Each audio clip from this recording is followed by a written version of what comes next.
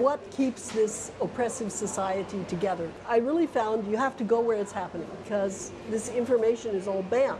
But I think even stronger than that was that these people were my friends, that I felt they were doing very important things, trying to go up against the dictatorship. And I always knew I was not in such danger as they were. As a white face, a little bit known to media and all that, the worst that would happen to me likely is I would be thrown out of the country. Whereas my friends, if they're arrested, they're going to be tortured. Myself and other people who are doing human rights work very much felt that we have an obligation to expose this. 你可以先自我介绍吗？我想听众啊，你或许认识我了因为你是台湾长大的，你50岁以上，你应该知道有个人叫艾琳达，本来是跟台湾民主运动的发起人之一了，施明德结婚了，在《美丽岛》杂志的时候亲过很多事情。那么跟我是年纪很小的时候就比较会看社会问题，大概只有10岁看《孙中山传》三民主义，有小孩子版呢，这个对我影响蛮大，因为我们从黑人运动，从这个平权运动，我很早，我大概13岁就是打定跟另外一个国家的人结婚，东方男人觉得东方男人长得很帅啊，可能我有一点 Asian dream 东方迷，这些文字这么漂亮，这个语言那么神秘啊，那我12岁就开始写字了，我觉得这些字很神秘啊，所以我是后来14岁来台湾就开始学中文，学得很快。1963年跟我父亲第一次来台湾，他在台湾有女朋友，在 Pentagon 女角家下退休了，那就回台湾了。那美国学校毕业是1966年，所以那个时候我年轻的时候就住台湾有5年了，所以对台湾比较会留情。所以一方面我是喜欢中国文化，然后我慢慢了解当地台湾文化才是真正的华人的文化，因为是华人传统是一个农业社会，是比较道地的。当然我们是看中华民国的文化了，它有什么毛笔啊，什么国画，它算是精英分子的文化，中国北部的文化。那中国的南部文化是来台湾，它有当地人的习俗、信仰、观念，社区的一起拜土地公，是一种迷信没有错，可是它很有人情味。然后是国民党又不承认台湾当地的文化，要消灭它的冲击了。那大概是我一来台湾就开始感觉到台湾是军事政权，老蒋时代是蛮明显了。邮局也是很可怕的气氛，因为它每一包都要拆开来，甚至电影一大捆，检查的人一个方块一个方块都有在看。政治方面是很恐怖的气氛，因为到处都是标语，反攻大陆啊，你身边都有匪谍了，共匪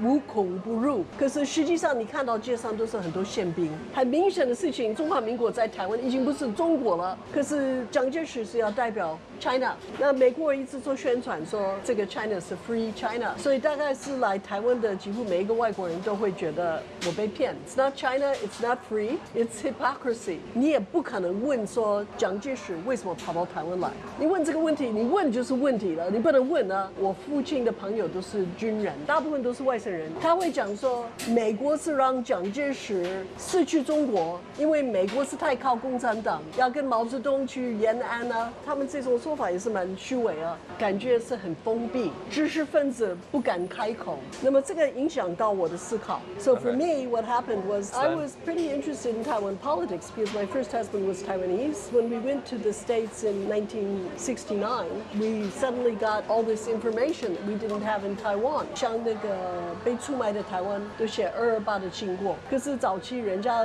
光在美国看就很怕，国民党有很多特务 ，professional students like mine 就也是啊，就是打报告的啦。People who were spied on came back to Taiwan. Some of them got killed. So Chen Wencheng, he came back to Taiwan, and later he was interrogated and then thrown off the top of the library at National Taiwan University. So that was in July, and I'd been at his house in May, and he was associated with an underground Taiwanese independence organization.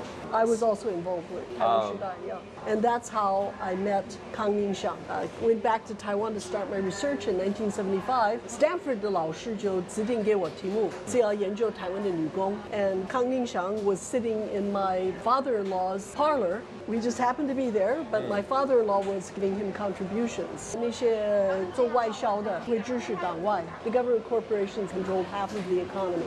That was in the 1950s and 60s. The economy was growing, but it was not being distributed according to who was making the money.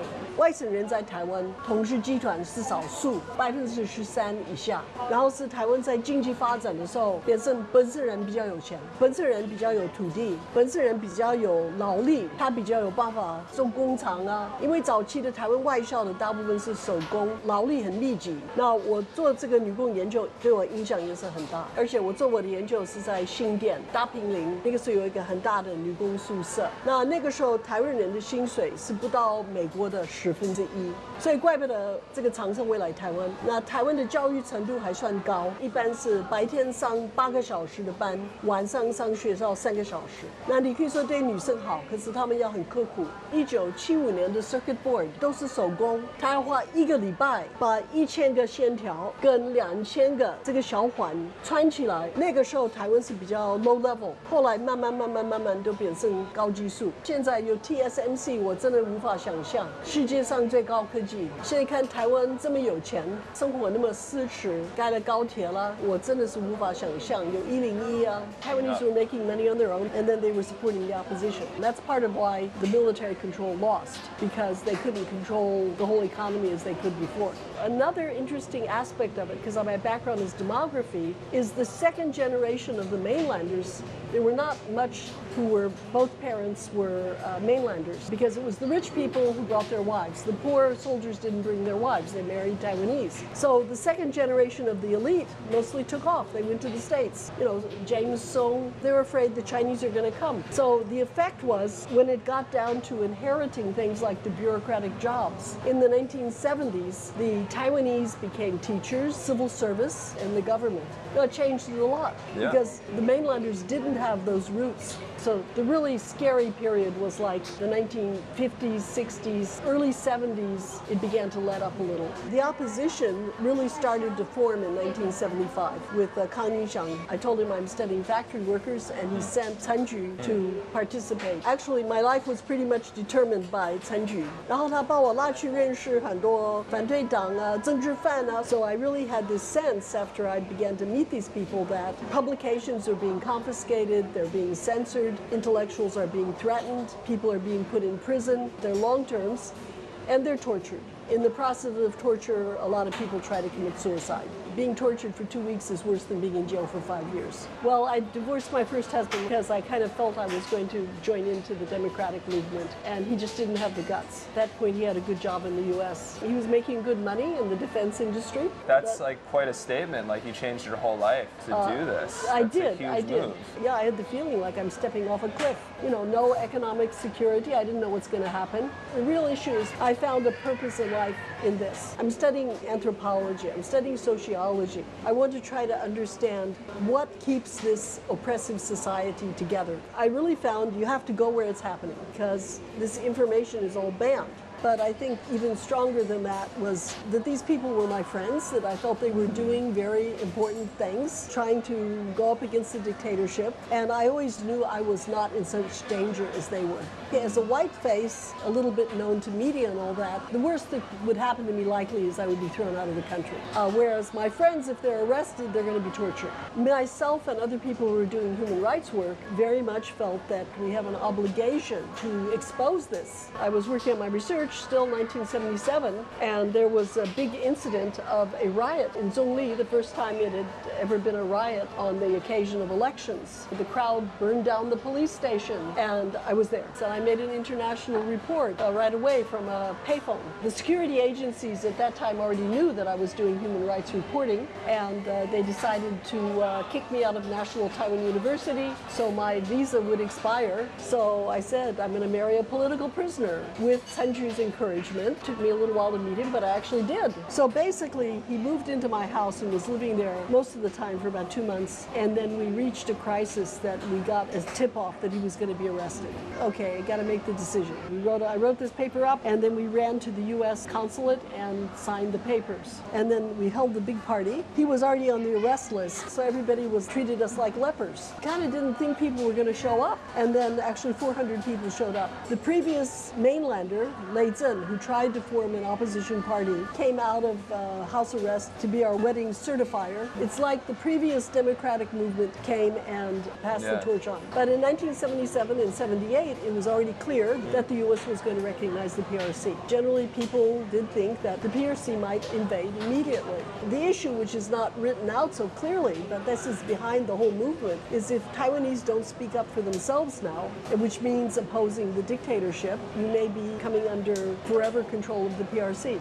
Basically, the whole world said, oh, Taiwan is Chiang Kai-shek. It's like a rump government that should have been taken over decades ago. So the Taiwanese fear is nobody knows that we want to have our own country. People like Ban Shenren. Yeah, Ban Shenren. So it has an ethnic side to it. Basically, you have to throw off the dictatorship of the mainlanders. Probably when the movement really kicked off. We were originally preparing for the election on the end of 1978. The number of seats open were still only a very small sliver, or maybe 10 seats out of 500, because this is still the legislature that came from China. It's still very, very significant as showing the direction of popular opinion. And then Carter announced that the U.S. was going to recognize the PRC. Jiang Jingguo stopped the election, put out all this propaganda. Anybody who criticized the government is an ally of the PRC and should be suppressed. We had to use couriers, couldn't say things over the telephone. Our building was watched by 3 security agencies plus a spy who was fixing shoes across the street.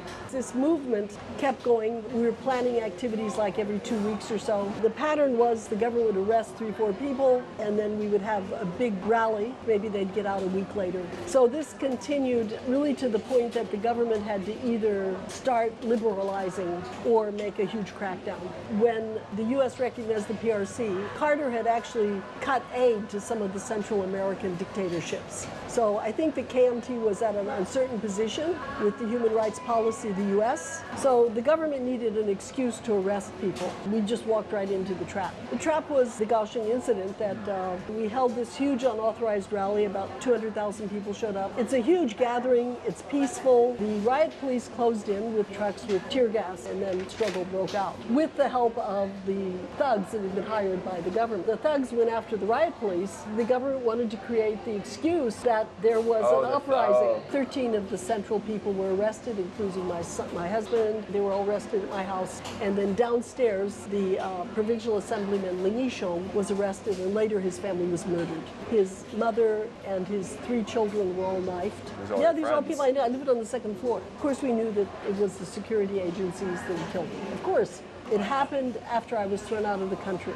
No, I was physically arrested, taken to the airport, and my research material disappeared. They would not let me go home to clean up my stuff. I was really picked up off the street. While they were on trial, me and a few hundred Taiwanese in the United States were doing a media blitz. We also had a congressional hearing. So it was really the effect of all these people mobilized that forced the trial to be open. Actually, the public event of the trial probably had more impact than the whole year of mobilization before that. I must say that Nori in court was smiling broadly. You know, I mean, he expected to be executed, but he was like what he had lived for, to be able to make a public statement, and he made a very good case for Taiwan's international position and right to self-determination. That's why the Kaohsiung incident is the watershed. The Kuomintang lost control. They lost control of the media. All this stuff that you couldn't say before was out in the open, The DPP was not actually founded until 1986, but this basically came out of this trial. The lawyers who dared to represent the defendants, they became the leadership of the DPP, including Chen Shui-bian. Yeah, he was actually my husband's lawyer. Shi Mingde got out after 10 years. The others were mostly 6 years and something. So were you able to talk to him at all during that 10 years? I'm not quite sure what I would say to him personally. So before we were married, I loved him. After we were married, I could kill him before the KMT did. But it's not surprising in that we were married under a situation of duress. His overall attitude was he would not marry a Taiwanese woman because it would be too painful for them, because they're going to be separated. He had seen a lot of people executed, people who went to their death singing Taiwan Doli and saying, he always expected, I'm going to be killed. So for me also, I found a purpose in life in this. What I didn't realize, my original trajectory was pretty blocked. I was blacklisted even when I was in the States. I couldn't get an academic job. I couldn't get a job in business. People would pretty soon figure out who I was. Oh, you're sympathetic with those leftists, huh? I appealed several times to come back. I was not approved, and I was declared a threat to national security. I was very proud of that. It actually came out in the newspaper. In the 1990s, I was allowed back in 1990. The DPP was rising. Chaminda got out of jail, was hugely famous and popular. There was some expectation that he would be president. By about the mid-90s, I was very much disappointed in him. Thought that he would respect the fact that I'd gotten a PhD with global economics, spent all this time with the Taiwanese overseas. He didn't trust my judgment and my knowledge about what kind of foreign relations we should have. So we went to South Africa in 1994 when Mandela was taking over, and this was like for the KMT to show, oh look, we've got an opposition too. So we were playing a role of a flower pot, you know, and I was trying to explain this all to him. We were being manipulated by the KMT. Basically, I divorced Chaminda after our trip to South Africa. He became opportunistic. Well, the original cause of the democratic movement was the right of Taiwan to determine its own future, Taiwan independence. Now the DPP represents the Taiwan capitalists. It was making that transition in the 1990s already. This is a global pattern. The middle class intellectuals form a political group, and it rides on the back of labor and with farmer discontent. As it rises, as it becomes established, then it represents more of the nationalist interests, in this case, Taiwan businessmen. What I always tell Taiwanese is, you look at Taiwan's present position of danger. It can be attacked by China anytime. This was all set up by the U.S. In the year 2004, Chen Shui-bian said, we want to have a plebiscite for Taiwan's future. The U.S. and people I knew in the State Department came down on him, saying, no, you can't do that. You can't cause trouble. You can't endanger the U.S. relationship with China. Well, at that time, China was only a quarter of the economy and the power that it has now. The DPP did not have the guts to continue that line.